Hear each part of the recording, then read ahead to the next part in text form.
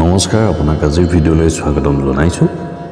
আজিৰ ভিডিঅ'ত আমি আগবঢ়াব বিচাৰিছো ফেব্ৰুৱাৰী মাহৰ বাবে কৰ্কট ৰাশিৰ মাহিকীয়া ৰাশিফল। ফেব্ৰুৱাৰী মাহৰ ৰাশিফল অনুসৰি এই মাহটো কৰ্কট ৰাশিৰ লোকসকলৰ বাবে মধ্যমীয়াৰ পৰা উন্নত হোৱাৰ সম্ভাৱনা আছে। আপোনাৰ খৰচ বৃদ্ধি হ'ব যদিও আপোনাৰ আয়ু প্ৰচণ্ড ৰূপত হ'ব। ইয়াৰ দ্বাৰা আয় আৰু ব্যয়ৰ মাজত ভাল ভাৰসাম্য ৰক্ষা কৰি আৰ্থিক অৱস্থাৰ উন্নতি সাধন কৰিব পাৰিব। মাহৰ আৰম্ভণিতে স্বাস্থ্যজনিত সমস্যাৰ কিছু যত্ন ল'ব লাগিব। দীঘলীয়া যাত্ৰাৰো সম্ভাৱনা থাকিব। পাৰিবাৰিক সম্পৰ্ক মধুৰ হৈ থাকিব। বৈবাহিক সম্পৰ্কও ভাল হ'ব যদিও কিছু সমস্যাৰ উদ্ভৱ হ'ব।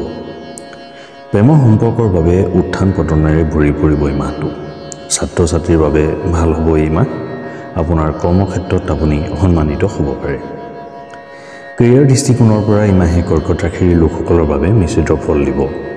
আপুনি কঠোৰ পৰিশ্ৰম কৰিব, কিন্তু ফল নিশ্চিতভাৱে পাব। যিমানে কঠোৰ পৰিশ্ৰম কৰিব সিমানে ফল আপোনাৰ পক্ষত হ'ব। এই মাহটোত আপোনাৰ দৰমহা বৃদ্ধি হ'ব পাৰে। যদি আপুনি আপোনাৰ চাকৰি সলনি কৰিব বিচাৰে তেন্তে এই মাহত আপুনি তাৰ বাবে ভাল সুযোগ পাব পাৰে। বৃহস্পতি একাদশ স্থানলৈ যোৱাৰ ফলত আপোনাৰ কঠোৰ পৰিশ্ৰম বৃদ্ধি পাব, কিন্তু কঠোৰ পৰিশ্ৰমৰ দ্বাৰা আপুনি ভাল উপাৰ্জনৰ সম্ভাৱনা পাব। আপুনি আপোনাৰ কেৰিয়াৰত স্থান লাভ কৰিবলৈ আৰম্ভ কৰিব। ব্যৱসায় কৰাসকলৰ বাবে উত্থান পতনেৰে ভৰা সময় আহিব পাৰে। আপুনি ভালদৰে চিন্তা কৰিহে ব্যৱসায়ত ধন বিনিয়োগ কৰিব লাগে। আপোনাৰ ব্যৱসায়িক অংশীদাৰৰ সৈতেও সম্পৰ্কৰ কিছু প্ৰভাৱিত হ'ব পাৰে। আৰ্থিক ক্ষেত্ৰত এই মাহটো খৰচেৰে ভৰি পৰিব।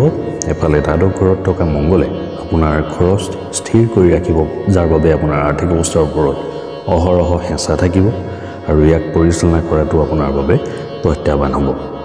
আনফালে শনি গোটেই মাহটো অষ্টম স্থানত থকাৰ বাবে আৰ্থিক লোকচানৰ সম্ভাৱনা আছে আৰু চিন্তা নকৰাকৈ ধন বিনিয়োগ কৰিলে আপোনাৰ বাবে ক্ষতিকাৰক হ'ব পাৰে।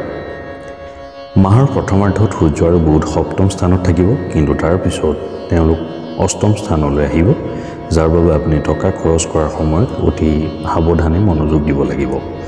নহ'লে আৰ্থিক সমস্যাৰ বৃদ্ধি পাব আৰু আপোনাৰ পৰিকল্পনা সঠিক দিশত আগ নাবাঢ়িব পাৰে। এই মাহত যদি আপুনি ক'ৰবাত বিনিয়োগ কৰিব বিচাৰে তেন্তে মাহৰ প্ৰথমাৰ্ধত কৰিব পাৰে। বিশেষকৈ প্ৰথম দুসপ্তাহ আৰু তাৰ পিছত অলপ সাৱধান হওক। অৱশ্যে বৃহস্পতিৰ কৃপাত ধন লাভৰ সম্ভাৱনা থাকিব আৰু আপোনাৰ ধনৰ অভাৱ নহ'ব, যাৰ বাবে আপোনাৰ ভিতৰৰ অনিশ্চয়তাৰ অনুভৱ হ'ব পাৰে। যদি আপুনি প্ৰেমৰ সম্পৰ্কত আছে তেন্তে এই মাহটো আপোনাৰ বাবে ভাল হোৱাৰ সম্ভাৱনা আছে। অৱশ্যে মংগল দ্বাদশ স্থানত থাকিব, যাৰ বাবে আপোনাৰ আৰু আপোনাৰ প্ৰিয়জনৰ মাজত অলপ দূৰত্ব থাকিব পাৰে আৰু আপোনাৰ প্ৰিয়জন কোনো কামৰ বাবে কিছু সময়ৰ বাবে আপোনাৰ পৰা আঁতৰি থাকিব পাৰে। পঞ্চম আৰু সপ্তম স্থানত বৃহস্পতিৰ দিশটোৰ বাবে আপোনাৰ প্ৰেমৰ সম্পৰ্ক শক্তিশালী হ'ব আৰু ইয়াৰ অগ্ৰগতি হ'ব। প্ৰিয়জনৰ লগত বিবাহৰ কথা পাতিব পাৰে। আনহাতে বিবাহিতসকলৰ বৈবাহিক সম্পৰ্কত অলপ সাৱধান হ'ব লাগিব।